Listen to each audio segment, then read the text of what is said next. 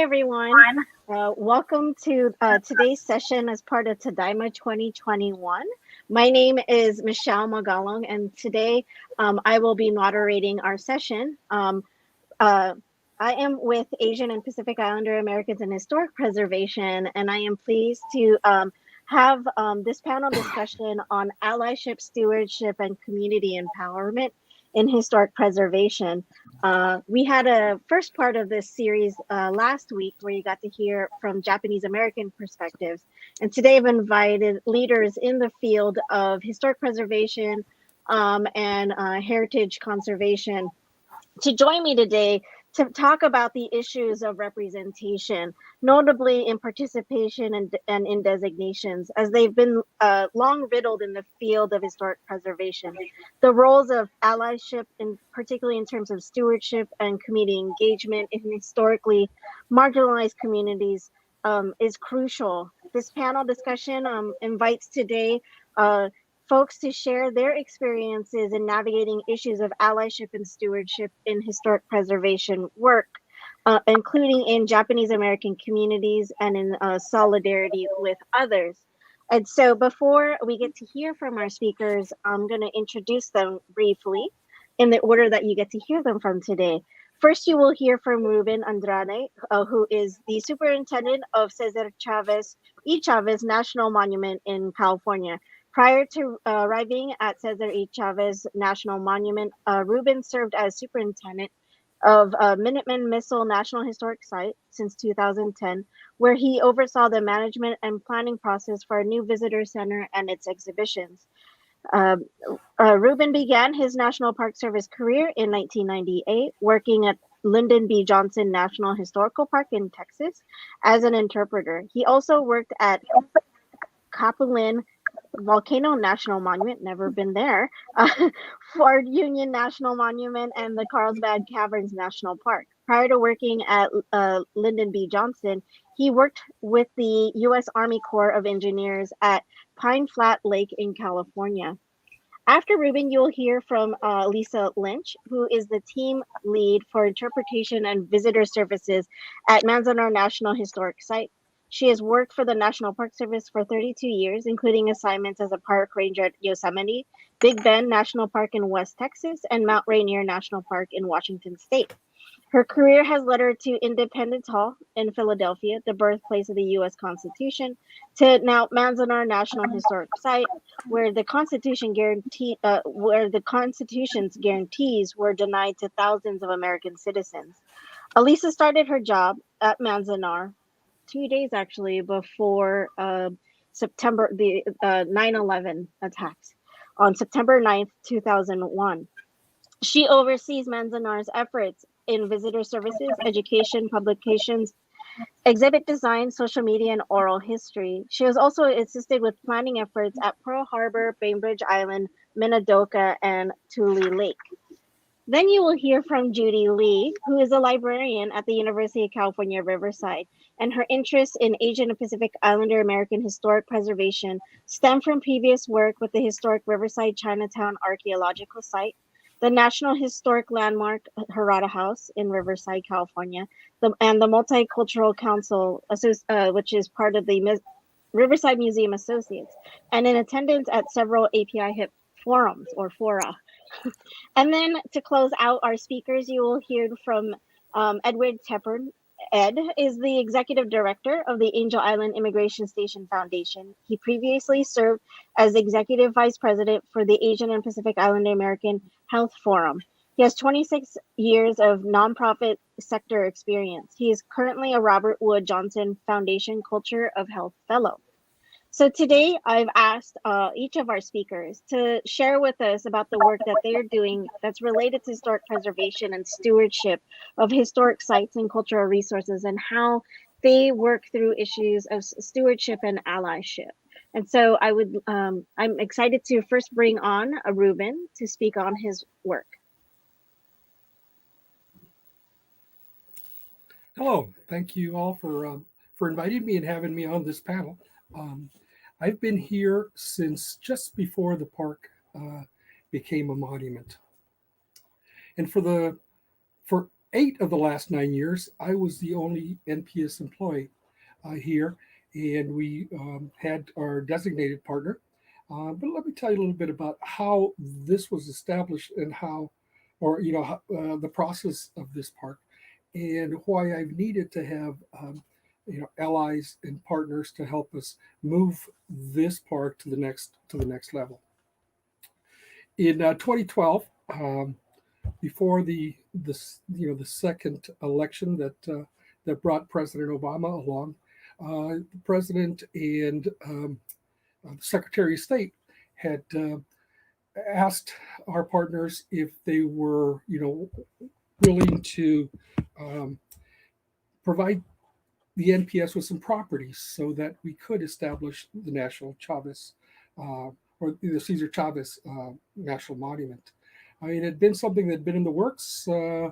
Congress had asked us to do a special resource study, but President and the Secretary, were not sure that the election would turn out like it did, and they were worried that this story may not be told.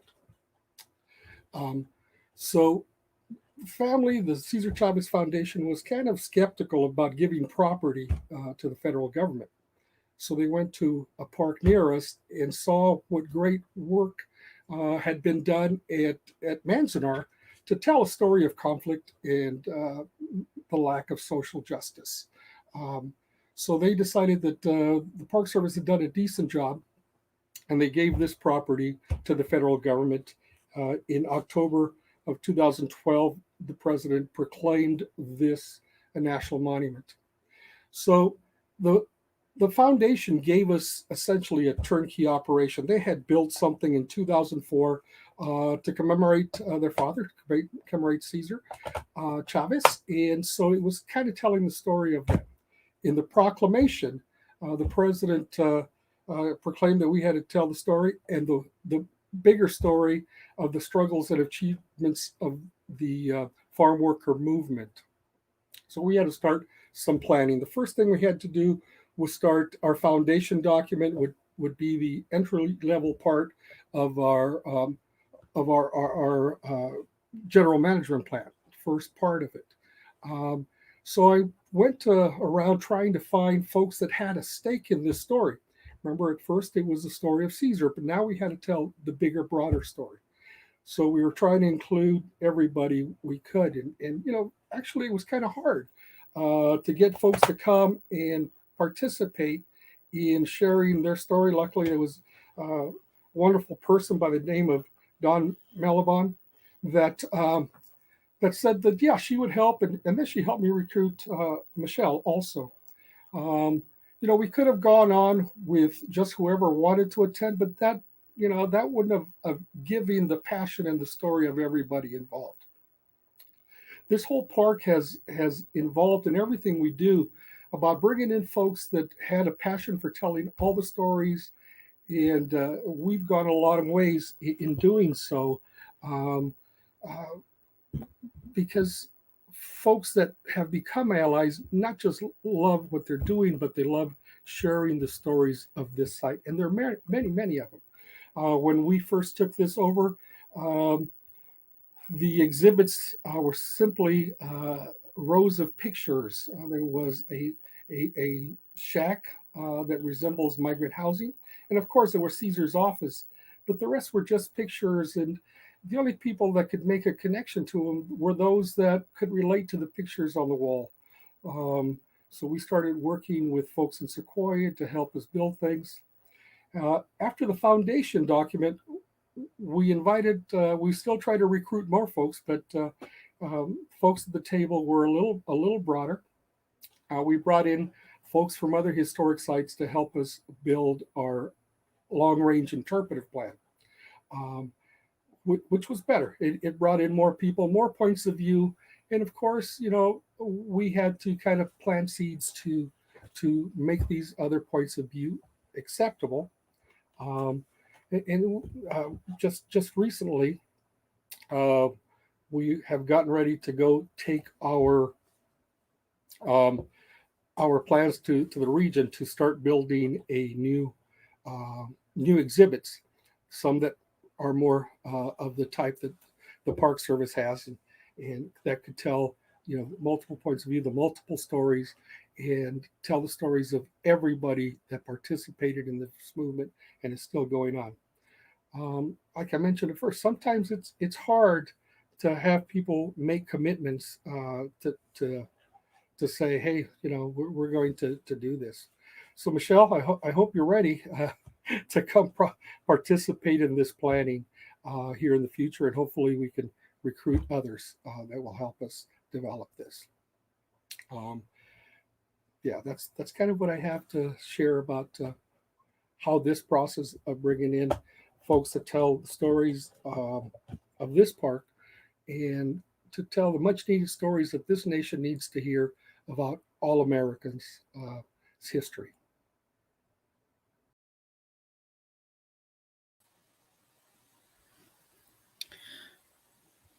Good morning. I'm Alisa from Manzanar, and it's an honor to follow Ruben, especially since he mentioned about the Chavez family coming to Manzanar to see how the National Park Service might interpret a site, not unlike the Chavez site. So as Michelle mentioned, I've worked here now for 20 years and a couple of weeks. If you've been to Manzanar, this is the iconic cemetery monument.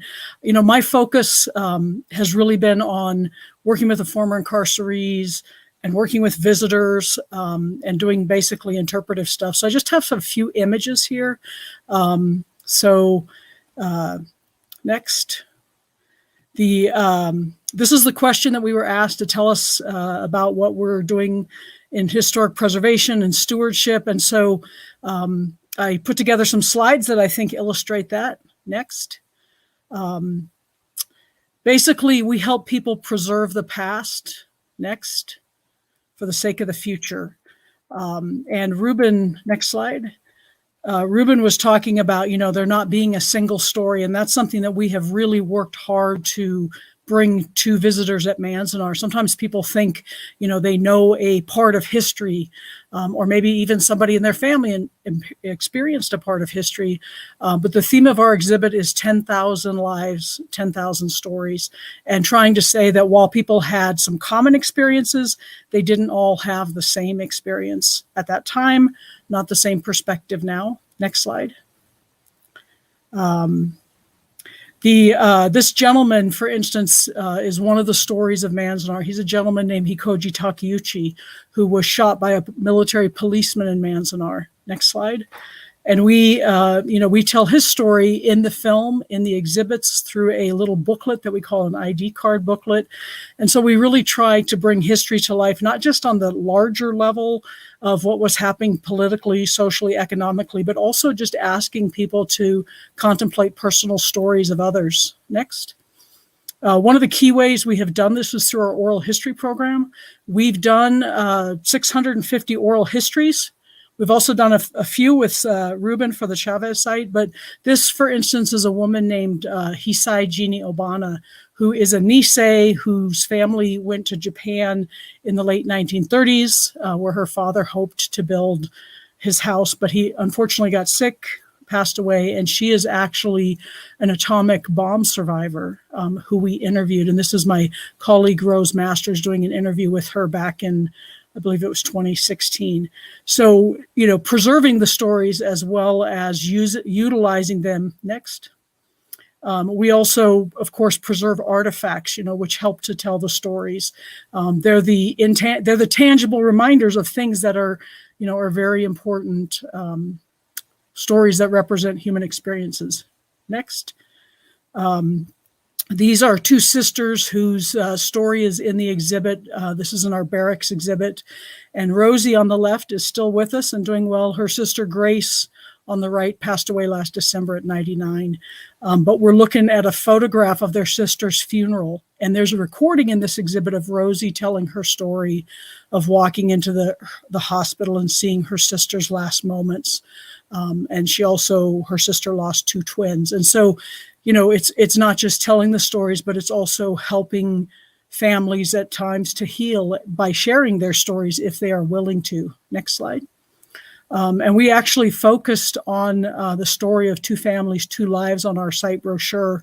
You probably can't see it that well on your screen, but there's a picture of the funeral, the same one that we're looking at in the exhibit. And so again, what we're trying to do is bring the story to life through the words of people who lived it so that visitors can understand. So we kind of have two tracks. We're working with the former incarcerees and their families, also working with visitors. Next slide. To help them understand the site and its stories and how they can learn about it. And we get people who, were in Manzanar themselves or who have family members buried in the cemetery. We also have people who stop because they saw a brown sign along the highway and may not have any idea of what the history is about. And so it's really a fascinating place to work because you have that whole range. Next. So we also, we have reconstructed certain elements of the site, like this is the Block 14 women's latrine. We're actually right now getting ready to do exhibits for it, although it kind of speaks for itself. Bodily functions are universal, something that we all can understand. So we're going to be bringing the voices and the impressions of former incarcerees. So when visitors see this, next slide, they have a better understanding. And I'm sure these girls are smiling because it's kind of awkward. But I told them, you're probably the only women who have ever smiled in a Manzanar latrine, because it really is a very, very serious, very difficult, very humiliating part of history for people to have to endure, very private moments in a public setting. Next slide. We've also done interpretation. This is a World War II era building, not from Manzanar, but from the air base 45 miles north. So we interpret that as a mess hall. Next slide. And you really can't see it so much here, but through all of our exhibits, we try to bring the past to life through the photographs, through the memories of the people who were there. Even though the former incarcerees are not there to speak for themselves, in some ways, these oral histories and these exhibits that we've developed in working with them and with their families convey, I think, a sort of an immortality, because even though they may be gone, they can still speak to visitors, far into the future. And hopefully people will learn respect and compassion and understand perhaps what it would have been like. Next slide. This is one of the rock gardens at Manzanar. This is the Block 12 garden. And so we have these beautiful resources. Manzanar has probably the best, well, not probably, it does have the best collections of all different types of garden types that represent Japanese gardens, all in 1 square mile in the United States. So it's a really fascinating place. But one of our challenges is that people, when they see these today, they don't get a sense of 10,000 people being crowded in there. Next slide. So we are trying to preserve the place, but also preserve the stories of, these are the little girls on those very same rocks. Next slide. And this is one of the girls, the one who was up on the top rock today. Her name is Joyce Nakamura Okazaki. And so again, trying to bring the stories of the place to life. Let's see, next slide. We also have a lot of interpretive things we've developed, like this is part of our Junior Ranger program. We're actually in the process of redoing it, but we give the children opportunities, children of all ages, opportunities to, put together elements, for instance, of a Japanese garden. Next. And so this is a drawing that some child did, if they were able to create a garden, this is what they would create. Next slide. Another one.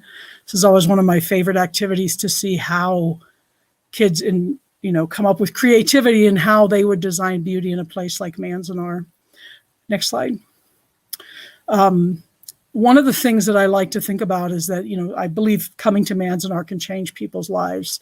And it certainly changed for the Chavezes. Seeing the site and how it was interpreted helped them make a decision to interpret the Chavez site through the National Park Service, which is a huge honor to us.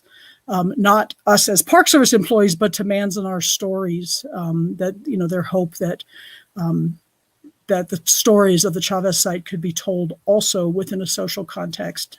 Next one.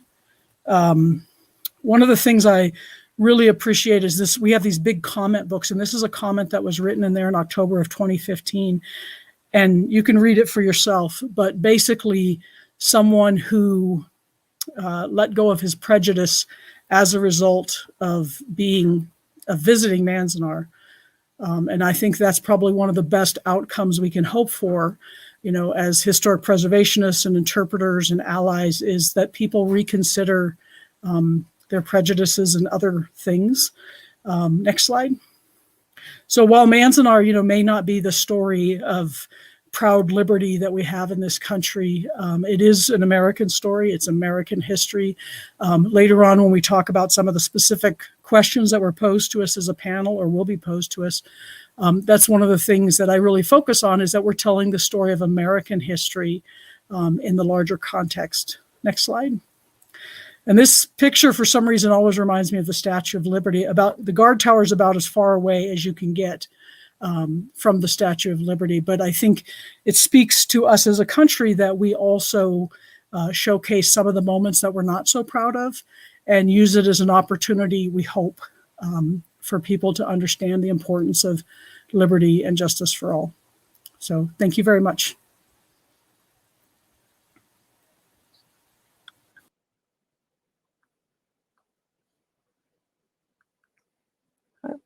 Oh. Hi, everyone. I'm Judy Lee, and I come to you today from the University of California campus at Riverside. We at UC Riverside would like to respectfully acknowledge and recognize our responsibility to the original and current caretakers of this land, water, and air, the Cahuilla, Tongva, Liseño, and Serrano peoples, and all of their ancestors and descendants, past, present, and future. Today, this meeting place is home to many Indigenous peoples from all over the world, including UCR faculty, students, and staff, and we are grateful to have the opportunity to live and work on these homelands. Now, my background differs from my panel colleagues regarding historic preservation. I'm more of a volunteer rather than an employee of an organization. So I'd like to tell you about the Harada story and my experiences with historic preservation, which comes a little bit more from the educational side. Next slide, please. The Harada story is well documented in The House on Lemon Street, Japanese Pioneers and the American Dream by Mark Rawich, and places the story within the chapters of social justice and civil rights in the United States. On the left is a photo of the house, and rehabilitation is needed to safely open it to the public in order to see the house as it was during that time. The house on the left of the Harada house was purchased to serve as an interpretive center to the Harada house. On the right of this slide is the family portrait of the Haradas taken in 1928. The story starts at the cusp of the 19th and 20th centuries when Jokichi Harada immigrated to the United States from Japan and settled in Riverside with his wife Ken and son Masa Atsu. As with many immigrant journeys, the Angel Island Immigration Station played a role. Their family grew. In 1913, the first California alien land law appeared and prevented immigrants from purchasing land. Later that year, tragedy struck when Ken and Jokichi's 5-year-old son tragically died of diphtheria in Jokichi's arms. They were devastated. But little Tadao's death fueled a determination to find housing for their family that was better than their current situation. They wanted a house. When Jokichi found a house that seemed perfect for their needs, he had his 3 US-born children recorded as owners on the deed. There was protest from their neighborhood community. Eventually, a lawsuit was filed, People of California versus Jokichi Harada. The case was finally settled in favor of Harada. It was the first Japanese-American court test of the California alien land law. The results upheld the U.S. 14th Amendment that all persons born or naturalized in the United States are citizens, and that any citizen of the U.S. or California can acquire and own real estate. The second distinction of the Harada story is in the context of American history, as a link and example of the Japanese and Japanese-American incarceration experience of World War II. The story illuminates the narrative of Asian immigrant home life during that period of U.S. history. The Harada House achieved National Historic Landmark status in 1990, when only 2 such designations in Riverside, California. The Harada family donated the house and its contents to the city of Riverside in 2003 and was accepted by the city in 2004 and finally placed under the museum, now known as the Museum of Riverside. Currently, the restoration project of the Harada House is projected to take several years and millions of dollars. It was named as one of 2020's 11 most endangered historic sites, and in the same year received the maximum $500,000 matching grant from Save America's Treasures. Contributions large and small have been received from the community, as well as a few grants to support the project. Earlier this summer, the state of California awarded $7 million to the city of Riverside for the preservation of the Harada House. Next slide, please. So how did I get involved in historic preservation? My experiences, a few of which are shown here, have themes of serendipity, intersectionality, and relationships that are interwoven throughout. My work is grounded in my personal desire to leave a legacy for my children and others, stories of their heritage, their cultures, and their communities. You as individuals may have similar paths or would like to consider how you might get involved in your communities. So if you could just direct your attention to the Venn diagram on the lower left of the screen, I find that so many different parts of my life, whether it's work, personal, or what I do in the community, are interrelated with each other. First of all, I'm a second generation Chinese American. I'm married to a Sansei, or third generation Japanese American. We have 2 adult children. I've worked for many years as a librarian at UC Riverside, and for part of my career, I selected materials in Asian American Studies for the library's collections. As a parent, I've worked with the Riverside Unified School District, and I worked with the museum through the Multicultural Council, which has sponsored the Day of Inclusion celebrations annually for nearly 10 years running. In the upper right portion of the screen, you can see the Day of Inclusion program for 2017, which was centered on the Harada House, and which I was honored to co-MC. Below that is a flyer, or below the flyer, sorry, is something about Riverside's Chinatown. And that was my first historic preservation project that occurred in 2008. I became a founding member of the Save Our Chinatown Committee, and this was a community grassroots effort to save the historic Riverside Chinatown archaeological site from development destruction by a contractor who wanted the land for a medical office building. As a last resort, the effort ended with a lawsuit that did save the property. However, we sued the contractor, the city of Riverside, and the Riverside County Office of Education. So you can imagine what that must have been like. That experience of grassroots community efforts, notifying different people, making connections within the community, led to invitations for me to present about this topic at UC Riverside classes. One of the Save Our Chinatown Committee's community allies is and was the Riverside JACL. I started attending and supporting their local JACL events and eventually became a member. At one of these events, I gave a donation to the Harada House project when the person receiving it asked me, would I be interested in joining the board of the Harada House Foundation? I knew nothing about fundraising, but thought I could contribute to the overall effort and joined in late 2018. On the upper left-hand corner of the screen is a montage. So it turns out that separately and preceding my Save Our Chinatown Committee involvement, a movement was growing nationally to include more underrepresented communities into United States historic preservation. The first Asian and Pacific Islander Historic Preservation Forum was held in San Francisco in 2010. I attended it and also a few others later on. Through this association, I met our moderator, Michelle Magalong, and APIA HIP was and continues to be a great opportunity for knowledge, connections, and ideas. Later, when the Harada House Foundation started a series of community presentations in the last year, I recommended and invited Michelle to participate in our first event so that the community and the board could be educated on the historic preservation of APIA sites of significance. So in the center of the screen, you can see 3 pictures that deal with the Riverside Asian American Walking Tours, or as I like to call it, RAW tours, where we conducted a few tours of the downtown Mile Square area of Riverside and pointed out sites that were notable to some of Riverside's Asian American history.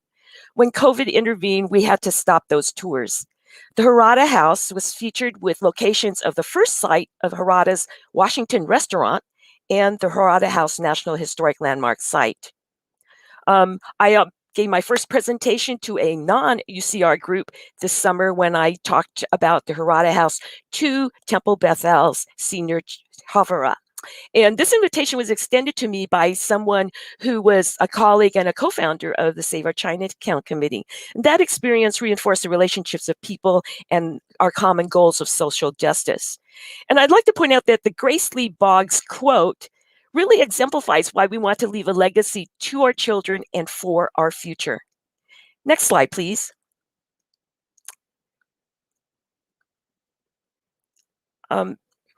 Sorry, this is a skeletal representation of another way of looking at some of those different experiences and examples. And you can see the different themes that go without. So I'm finding that things that I tend to end up doing in my life have such significance for me that they flow over into historic preservation and exert itself in those ways. I'd like to close with a Yuri Kochiyama quote. She starts, "Just remember that what you put on your pedestal will be your main influence in your life." And she continues, "Life is not what you alone make it. Life is the input of everyone who touched your life and every experience that entered it. We are all part of one another." And to me, that's allyship, stewardship, and community involvement. Next slide, please. If you would like to know more, I'll leave you with these resources. And my thanks for your attention.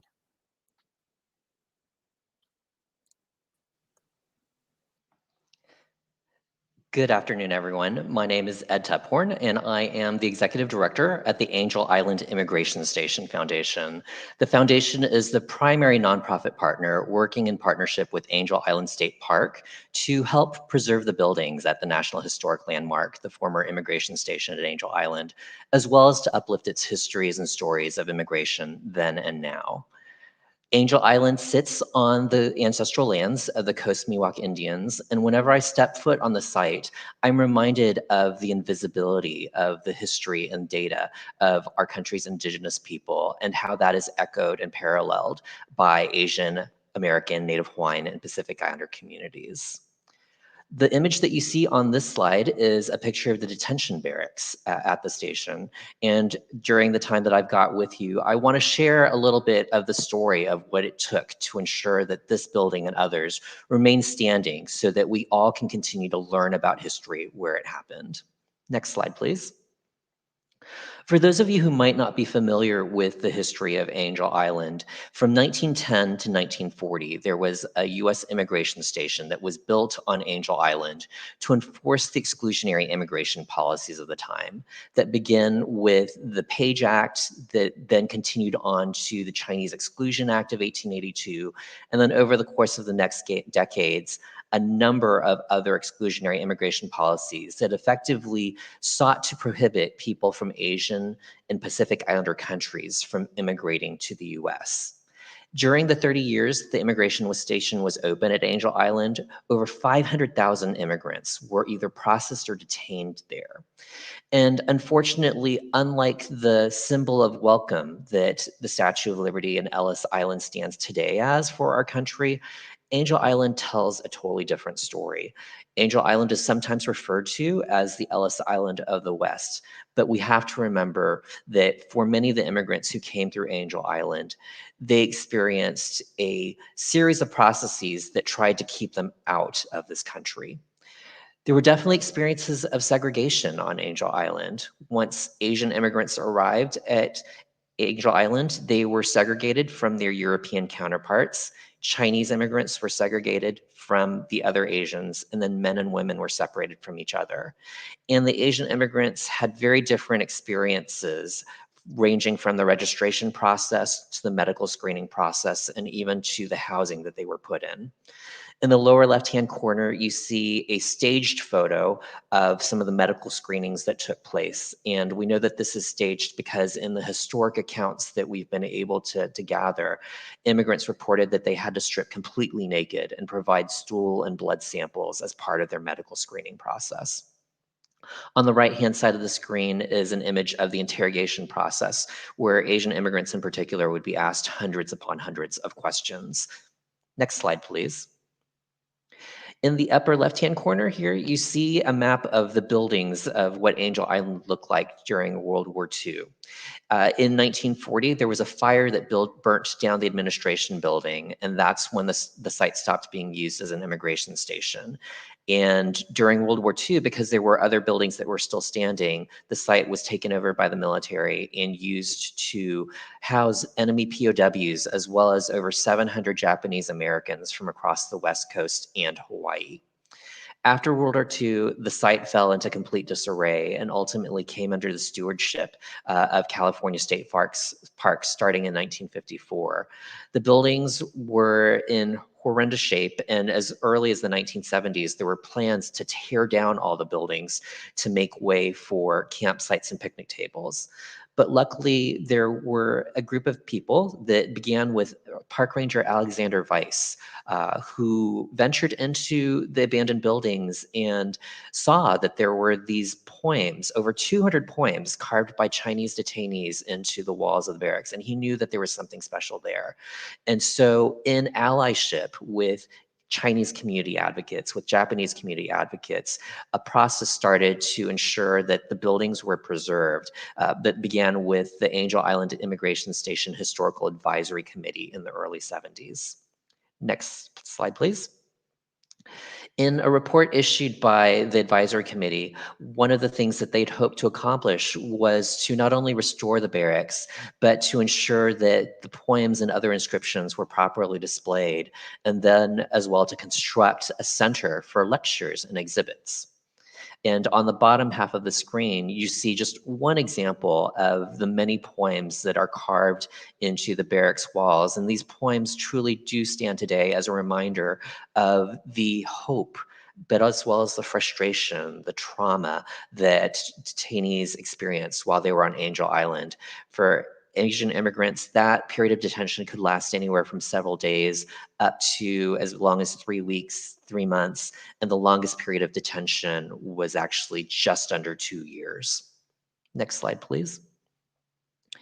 So 46 years later, after that report was issued, we are excited that after a $12 million renovation, we will be opening the former public health hospital building to the general public for the first time. And we have reimagined it as the Angel Island Immigration Museum.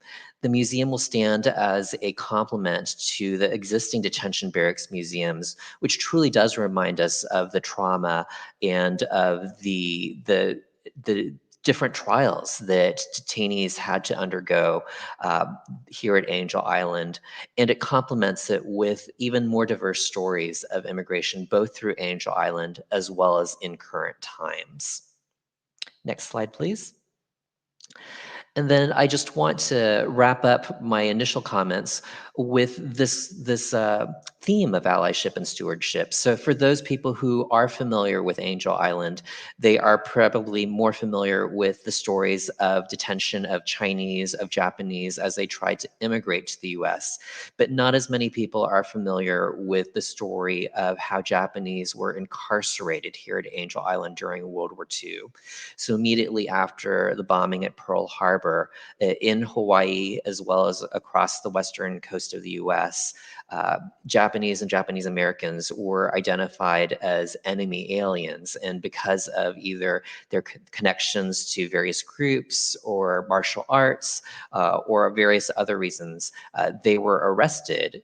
Many of them came through Angel Island, about 600 from Hawaii and 100 from the West Coast, and were temporarily incarcerated here at Angel Island before being sent to other Department of Justice locations across the US. And we're very excited that in just a few weeks, we will be opening our first permanent exhibit called Taken from Their Families, which documents and tells the stories of many of these families, and want to definitely acknowledge the work of the Japanese Cultural Center of Hawaii, who have done such a tremendous job of collecting the histories of many of these individuals from Hawaii, and some of these stories are told here in our exhibit on Angel Island. So we hope that you have an opportunity to visit soon. Next slide, please. And I'll just end with a couple of links to our website, our social media. If you're interested in learning more about any of these histories related to either the site's use as an immigration station or as a temporary incarceration center of Japanese Americans during World War II, please feel free to follow us. And I look forward to the continued dialogue with my panelists. I definitely have a list of additional sites that I want to now visit, and definitely know that the work that we all do together it's so important for us to work in allyship as we try to promote not only our sites, but this broad swath of Asian American, Native Hawaiian, and Pacific Islander sites across the U.S.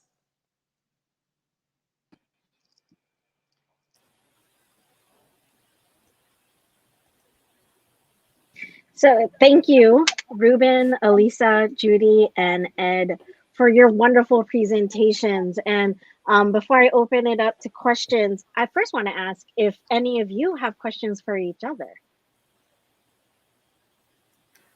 I just want to say, Edward, I'm always telling people to go visit Angel Island. I got to visit there in 2013, and just it's fabulous exhibit. And of course, some of the people who were incarcerated in Manzanar came through Angel Island and other immigration stations. So it's definitely part of the same continuum. I want to go back now too. Come back and visit. When does the museum open, Ed? We're hoping that it'll open by late October, early November. We're really close. There's just a couple of last things that we need to make sure are in place before we can open it to the public. Wonderful. Judy, you have a question? Oh, wait, you're muted, Judy. Right. Here I was trying to be careful so I wouldn't make any extraneous noise. Ed, thank you for the presentation. It really stirred back a lot of memories. I mean, I remember when the first book came out that talked about the poems found on Angel Island. And my first visit to Angel Island was when I went to Apia Hip in San Francisco in 2010.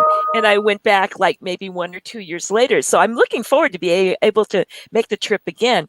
It also reminded me about how I was able with others to bring out the late, wonderful Judy Chu to the UCR campus, and she addressed different people on the campus. And at one address, she read the poems, and she read it in Chinese. And there was a student in the audience who understood the dialect, and it just spoke volumes to her because she understood what it meant, and it just truly reached out as that kind of experience. So I kind of think that it's all this allyship and all our attempts at bringing these stories out to reach the people so they can have a direct experience with the past that means so much and is so valuable for what we do. Thanks. Sorry, I'm kind of on my high horse here. No. It's wonderful.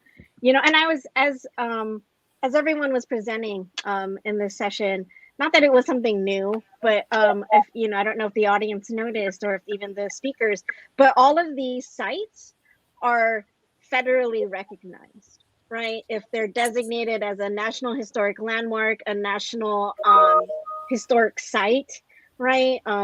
You know, or as a National Historic Site, National Monument, because these are all these official terms, right? But I think what was interesting was each of you talked about how it was like before it can get these big federal designations, which by the way take many years and a lot of work, not just one person, it's many people behind the scenes from different agencies, different kinds of partners who get to this point, right, to the designation. And so it was really, you know, I appreciate that all of you had talked about it's not just, it just magically turns into this landmark, right? There's a lot of work prior to the designation, right? But now even talking about even after designation, right? For me, as when I was a graduate student, I was really intrigued by the question of if you designate it, then what happens, right? Like it's this assumption that we're going to work really hard to the designation. You know, and as we saw with Harada House now, and you know, many of these sites, right? There's still more work that needs to happen. There's more fundraising, there's more interpretation work, there's just a lot more work that happens, right? And so I think one of the things we often see with the public when they want to save a place that is important to them, they're like, we're going to save it and turn it into, you know, a museum or what have you, or get the plaque, you know, in front of the site. But you've all demonstrated today what allyship looks like, because it's teamwork, right? It's community work from honoring the past. And I think it's also important to look at this preservation as people centered, right? Like we just, we don't just honor the people who, like Cesar Chavez, who have passed on, right? But we do the work in their legacy, in our own, as people, right? As living entities, continuing to tell these stories. And so, I think it was very beautiful to see all these connections. And yeah, that everyone, as Judy had mentioned in her Venn diagram, in a sense, we're all connected, right? We're all connected. We are a community, strong. We're not that huge, right? Which is kind of a good thing, because that we can all meet each other in different ways. And as a plug, if you've not been to any of these 4 sites, you need to go. Some of them you need to arrange, some appointments beforehand, especially now with COVID, right? If you can visit, but if you can, with these 4, you can email them, and allow, they can give you a tour, however that looks like. And so I'm seeing some questions in the audience, but as I read them, Judy, if you want to pose your question or your thought. Oh, just one of my thoughts after you were commenting, I want to make a point that many times when there's a historic designation, added to a site, that does not automatically protect it.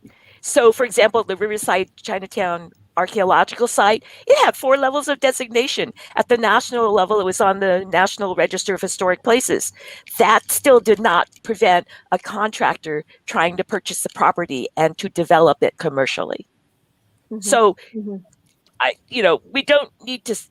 I'm warning people that one cannot sit back and take these things for granted. And that's why allyship is so important, so that, you could be alert for things like this, so that people can help take care of things. Right. And Judy, you also speak to, you helped me remember about, as stewards, we may get designation, but that also it's a continued responsibility as stewards, right? That we continue to manage and protect, not only the big structures, right, but anything that may be of historical or cultural significance in these places, right? So if they are markers, if they are trees, right? We've seen trees, and as Alisa at Manzanar, we see the trees, and we see what now has been brought back, some of, the barracks, right?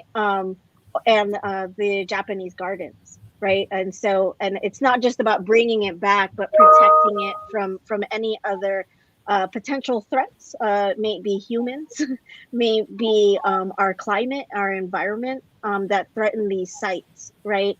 And so I think it's important that we all talk to each other and support each other. And I know, we had our last forum in Honolulu right before COVID, and one of our speakers was from Iolani Palace.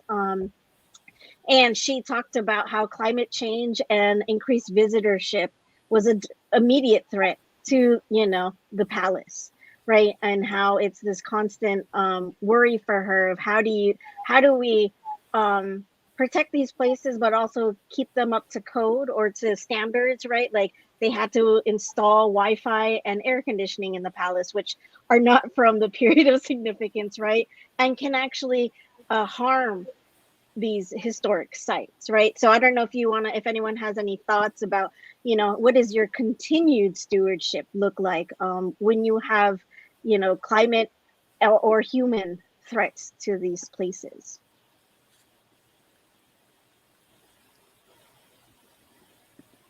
Any thoughts?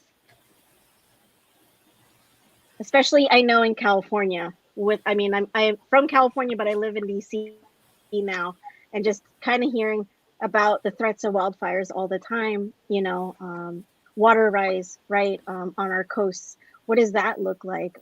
So, Alisa, I know you raised your hand. Well, yeah, so we have been frequently smoked in by the California wildfires, and my brother and my nephew have been fighting them, so it's definitely a stressor. I think what I was going to say is, even more than climate, even more than fire, what concerns me is just how many people don't know this history. don't think about history, don't think about the implications. And I think we've seen a lot of that coming up in the news. And, one of the concerns that I'm always trying to put forward is, we talk a lot about history in terms of like, I get tons of program requests in May because it's Asian American Pacific Islander Heritage Month. And then in November, there are people who want to know about Native Americans or what, and sometimes I think we as a society treat history as though it happened in these neat chapters to individual groups, when in fact, all of this happened all at the same time to everyone. And I guess I feel like the biggest threat is ignorance. Not just ignorance, but proud ignorance, where you have people going back and talking about some of these things about birthright citizenship and whether or not that's a good thing, or that to me is as big of a concern as some of the environmental concerns. I'm definitely concerned about those, but also concerned about people not knowing and understanding the stories of these sites, the implications, the relevance. Yes, thank you. And Ed? I'd just like to follow up with what Alisa said. So definitely with Angel Island being located in the middle of San Francisco Bay, the threat of wildfires actually happened in 2008, where there was a huge fire that broke out on Angel Island. And luckily it didn't impact the National Historic Landmark site, the former immigration station, but it definitely burned a significant portion of the island on the other side. And in addition to these climate threats, we do have people-related threats, where in the past year and a half especially, we've seen this increase in anti-Asian racism and xenophobia, and it harkens back to the times of Angel Island and the exclusionary immigration policies and the lynchings that happened, and that common thread that you see across so many of our sites of how our communities are treated as others. And so for me, that does also tie into this theme of allyship as well, in that for those of us who identify as Asian American, Native Hawaiian, Pacific Islander, as horrendous as these events and attacks are on our communities, they are similar to what other communities have experienced for years, for decades, for generations. And so that's why, for me on a personal level, it is so important to ensure that when I am talking about the importance of preservation, when I'm talking about treating people with dignity, and respect, treating places with dignity and respect, that I am thinking not just about those communities that I happen to belong to, but also the broader capital C community that all of us are part of. Yes, thank you, Ed.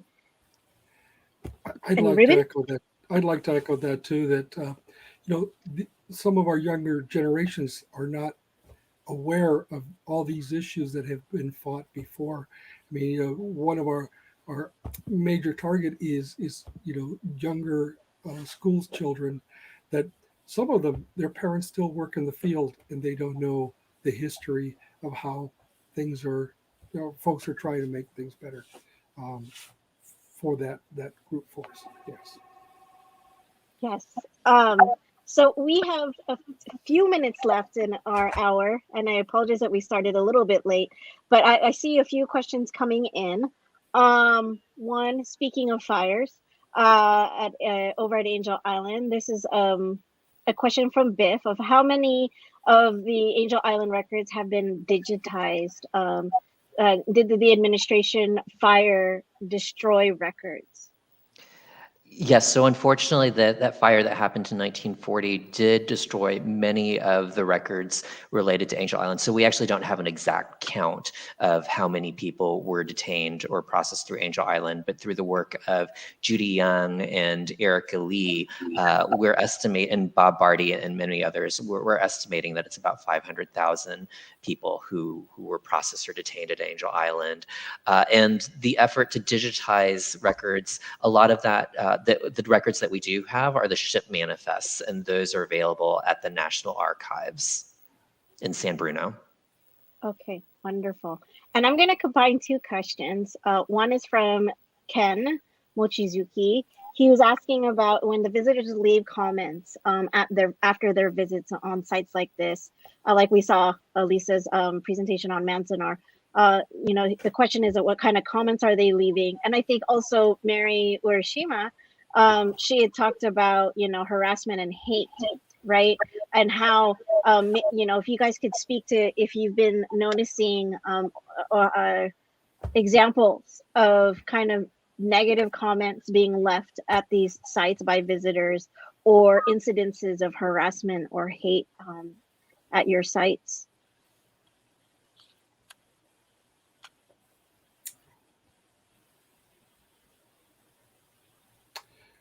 It hasn't happened at our site.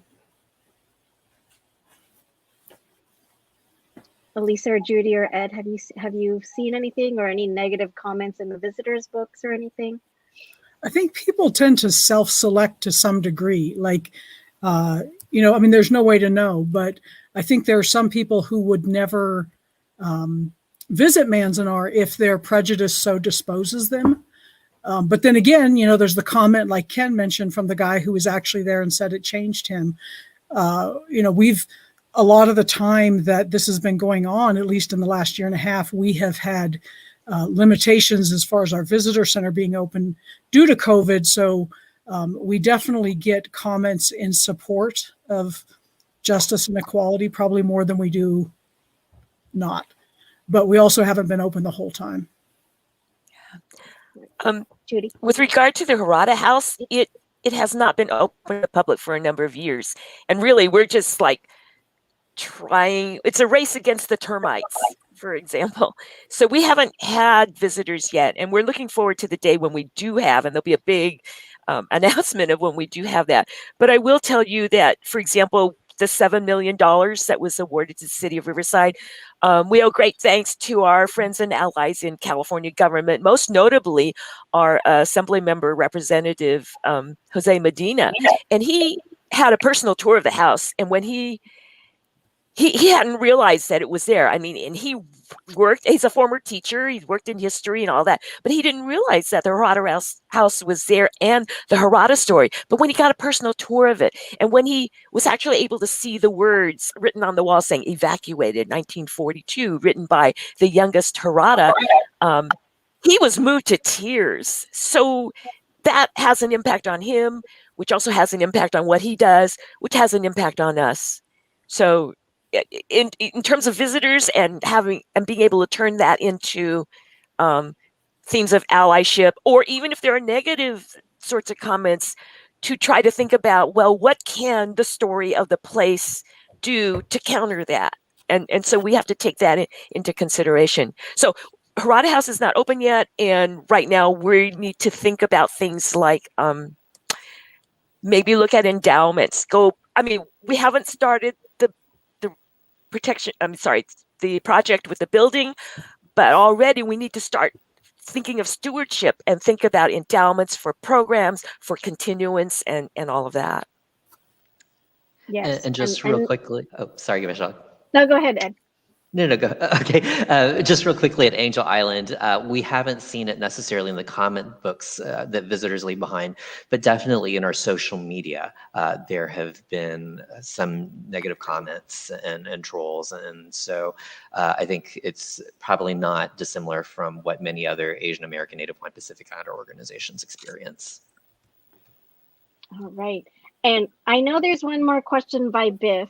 I don't know if we have time, as we're over. I know we're over by a minute. But if the organizers can let me go. Okay.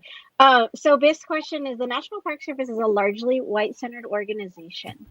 How does Manzanar staff hold, engage, and prioritize Japanese American voices in the development, preservation, and interpretation of the Manzanar site? That's a dissertation question. But if Alisa or Ruben, if you feel like you can speak on this, given your placement in these sites. I'm happy to give it a shot. Not a dissertation. In the years that I've worked there, we have worked really, really closely. I mean, it took a little while to gain credibility and to work directly with people and to say, we want to hear your stories, we want to preserve your stories, we want to share your stories. And that took a level of trust for people. We're the same government.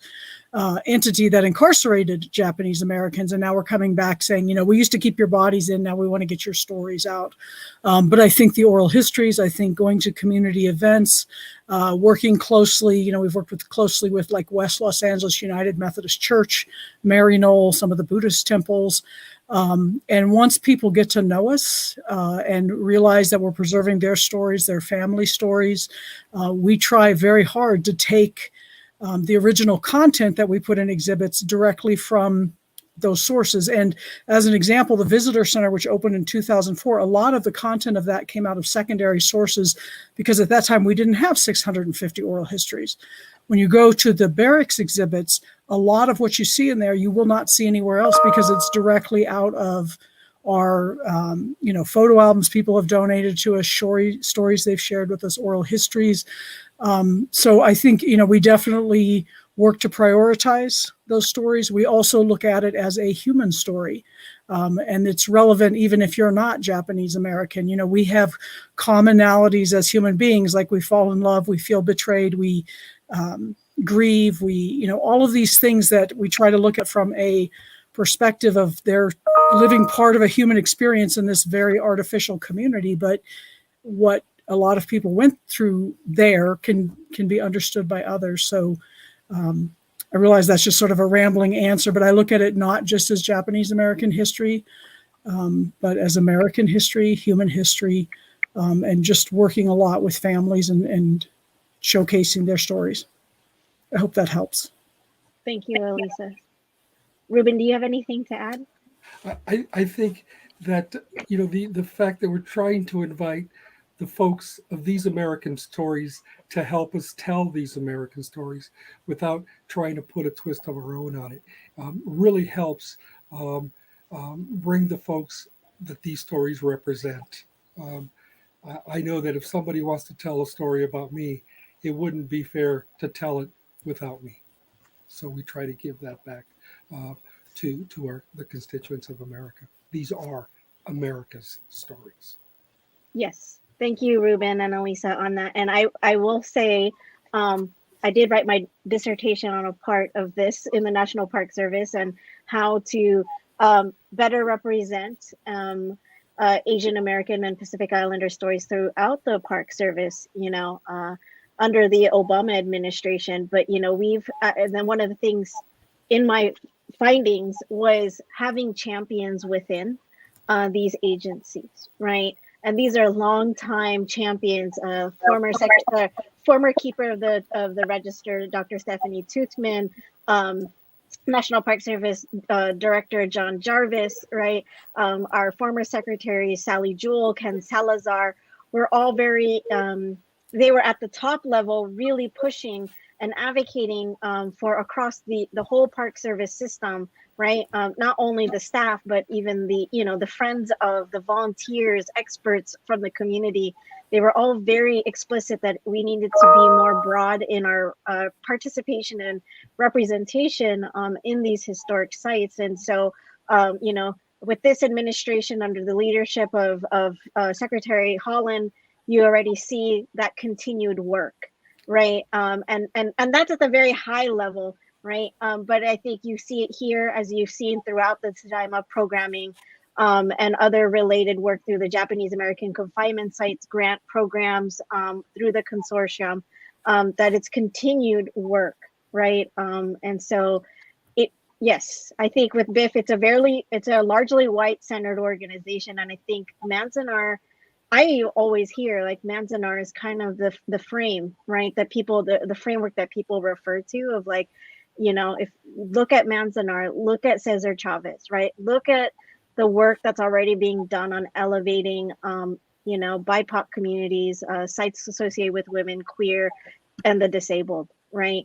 How do we look at that? So it's the work is being done for a really long time, and I think it's just being elevated to a whole other level now, which I really appreciate. So Alisa, one more thought? I was just going to say, I wrote a grant request called Uncommon Courage and Common Struggles, and I'm happy to share the text with anybody, but it talks about some of the intersectionality even back in the 40s where, there was a quote from Yuri Kochiyama. She's the woman who's holding Malcolm X's head when he was assassinated.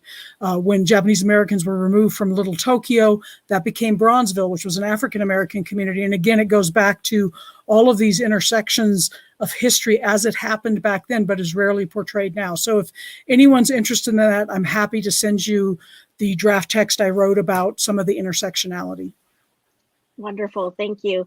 And I know we're going to close out. Paula had asked one more question about placing National Park Service staff that reflect these places, right? Who have these shared identities.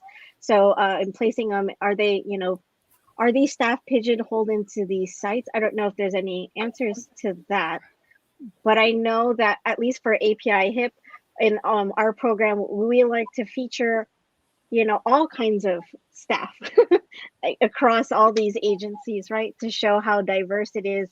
I know whenever someone asks me, should I show up in uniform? And I was like, please do, because it's very powerful, right?